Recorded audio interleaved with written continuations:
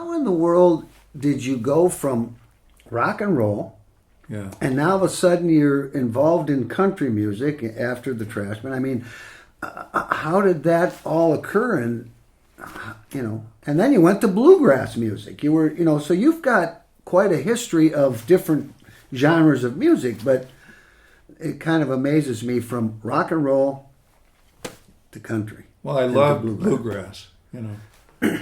My first album I ever bought was a Don Reno and Red Smiley album. And my first single that I ever bought, even though I was playing rock and roll, the first single record I ever bought was I Don't Believe You Met My Baby by the Louvin Brothers. Yep. Yeah. And I remember friends of mine coming over to the house, and we had a hi-fi stereo in the basement. And you put an LP, and I was playing Jimmy Martin and Ralph Stanley and the Clinch Mountain Boys downstairs, and they thought, why are you listening to this stuff? But I was listening to rock too, and I was making money playing rock, but I was listening to country and loved to play country, and I kind of learned how to play going down to some of the bars on West Broadway before I was of age. Yeah. And so my brother did the same thing. He was a drummer, but we'd go in the back door.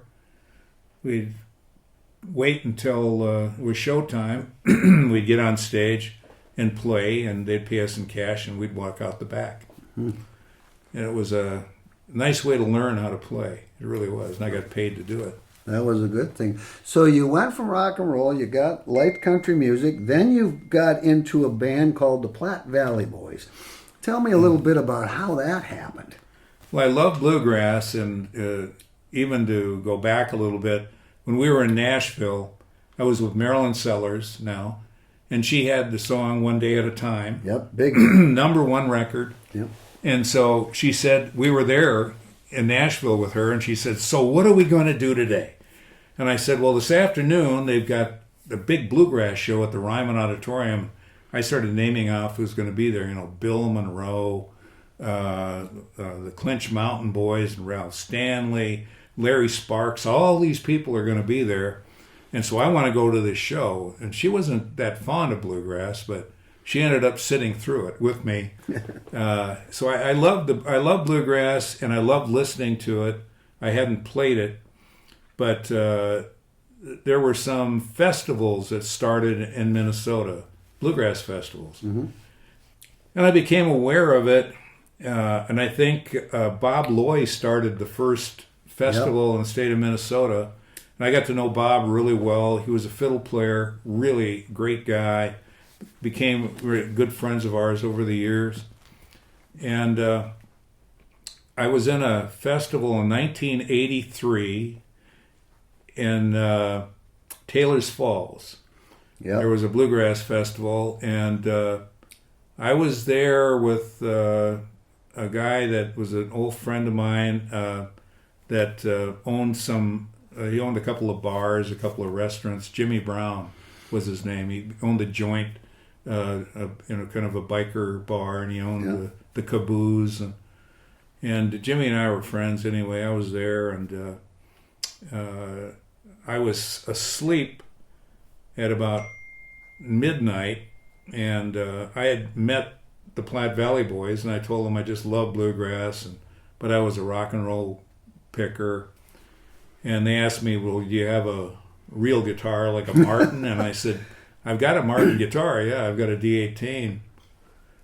And you've got a D18? I said, yeah, and there's a story about that D18 too.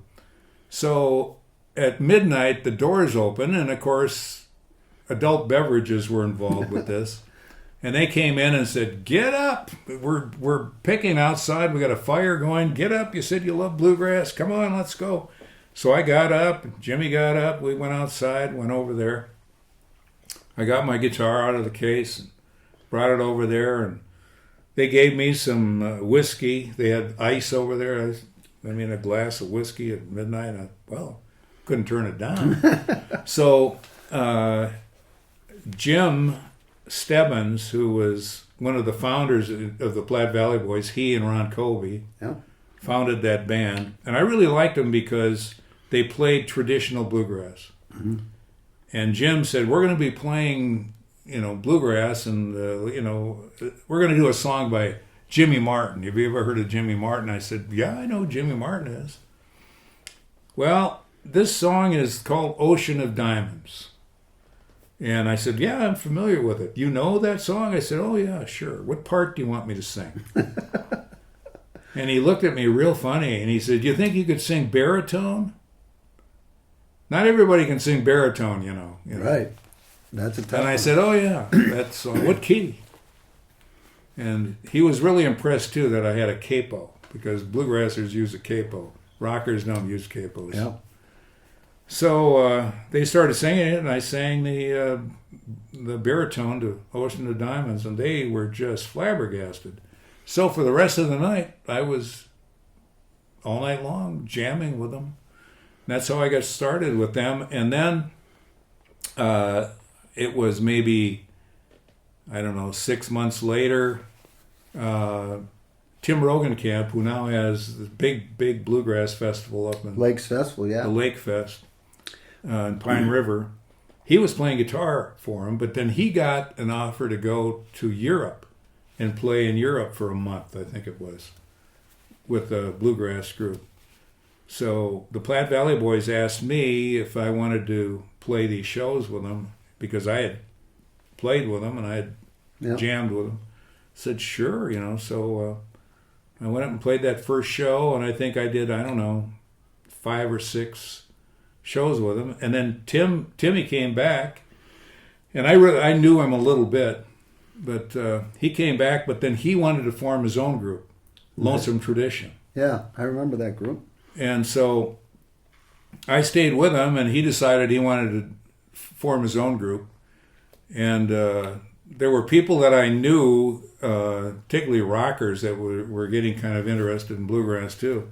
Well, you replaced him in that band. I mean, you guys have said, "Oh, we're good friends." In fact, I sat in with Lonesome Tradition 2 or 3 times when their guitar player couldn't play.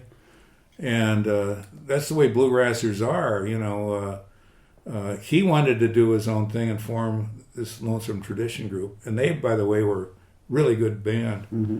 And and then Lonesome Tradition kind of shut down. They weren't playing much. And we needed a bass player. And so Tim's wife played bass. And so we said, "Do you want to play bass with us?" And Tim could play fiddle, he could play mandolin, he could play banjo, so we could kind of switch around. Great musician. So the guy that I replaced then came back with the Platte Valley Boys. And so he and his wife Cindy played with the Platte Valley Boys for quite some time. And then they went off and, did their own thing again.